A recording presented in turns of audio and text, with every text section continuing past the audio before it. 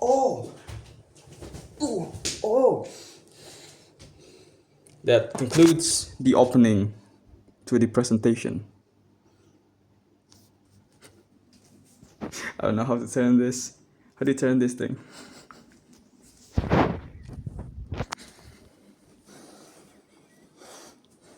Well, I am not technologically inept enough. Not technologically inclined, I guess. I don't know what the word should be. Enough to know how to turn. I don't even think. I don't even think this phone has a turn feature when you already start recording. Yeah, I don't think it does. Yeah, I don't know. All right, so LITEC, literature and technology, right? Okay, so the thing that I have observed that is interconnected between technology and literature is that literature is a snapshot or supposed to be supposed to capture the human experience, and technology always exists in our day-to-day, and that's why they are interconnected. And there is also the fact that you couldn't really come up with a new idea, and what we call a new idea is when you mash together existing objects or existing things into an amalgamation, and that is what we call a new idea, right? So here we go. A snapshot of the human experience, how tied technology is to the human experience. Next slide. This is unrelated. Okay, so I'm just gonna speak my mind. Okay, I'm gonna intermittently show my face because that is the instruction. I was instructed to show my face in the video, so there you go. So right, literature, no matter how speculative they might become, no matter how fictitious they might be, like the sci-fis that we have covered in the class, the class that was discussed in the class, is still a byproduct of human life in general. The human life. Writers, they are humans, right? Of course, they're humans, and as humans, they interact with technologies on the daily, and that is why literature and technology might collide, might meet.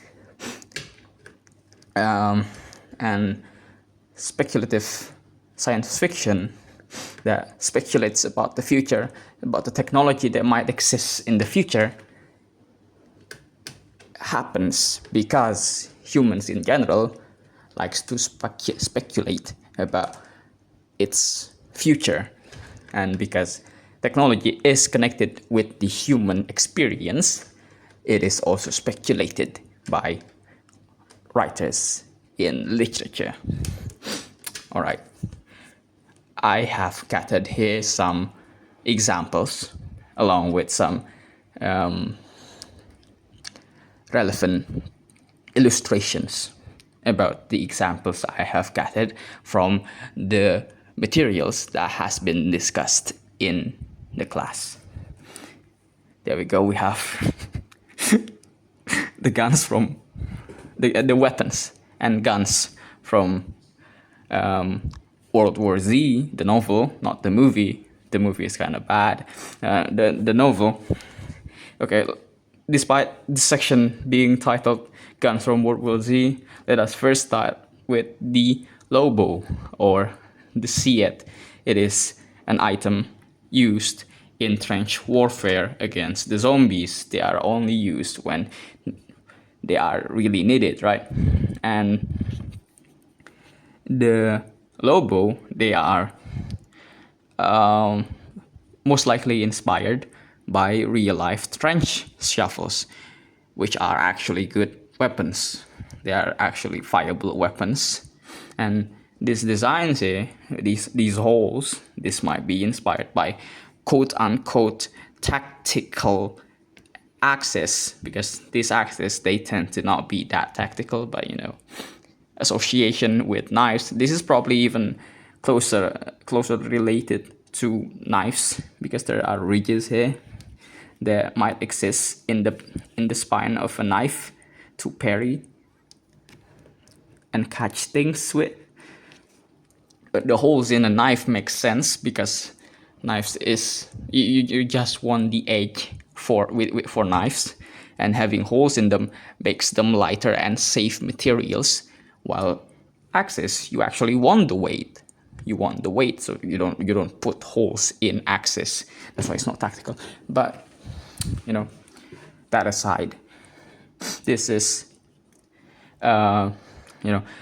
it being inspired by trench shovels that is real and exists in real life, a part of the human experience, will of course appear in the author's subconscious when the author is trying to come up with a weapon that is related to trench warfare in the fictional novel World War Z, especially since World War Z is closely related to real life, is very well grounded, and it is the trench shovels were used in, I'm pretty sure, the First World War.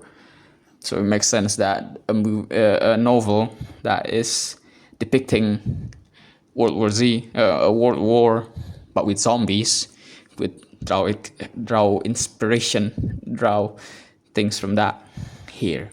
So that's the interconnectedness between technology and the literature in this case, right?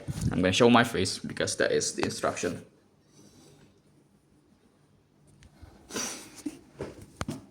Okay, next we have the Sir. The Sir is seems to be inspired by a few things, as it is a convertible weapon. It could be a rifle. It could be a medium range rifle. It could be a carbine. It could be a sniper, and it seems to be inspired by the AK-47 due to its wooden design. All right, so the interconnectedness there is exactly the same as the one with the shovels. Okay, next we have Noseman, Stephen King, and Cell. In Cell, in cells. No, in the novel Cell, and in the novel and the movie Cell, people would turn psychotic. People would turn into zombies, hive mind zombies, upon exposure to radiation emitted from phones. And as we know, phones are an integral part of the human experience, a technology that is integral to the human experience. And because it's trying to capture humans, it would capture that thing that is so close to humanity, and that is usually docile and helpful. It might connect you with other people. It might let you record a video for an assignment. And he turned that into this evil thing that must be avoided. It turned that into something so dangerous that might take away your humanity. And that's the connection between technology and literature there, because once again, literature is trying to capture the human experience, or rather the byproduct of human experience, and hence technology is closely woven in there, closely related to that. I'm going to show my face again as it was instructed. Okay, I didn't have a conclusion slide, so let's just go into the void for this one. Alright, so in essence, what I'm trying to say is that Technology is a part of life, and literature is a byproduct of life. Hence, they will always be connected. What is connecting technology and literature most is humanity and life itself. Thank you for listening. Assalamualaikum.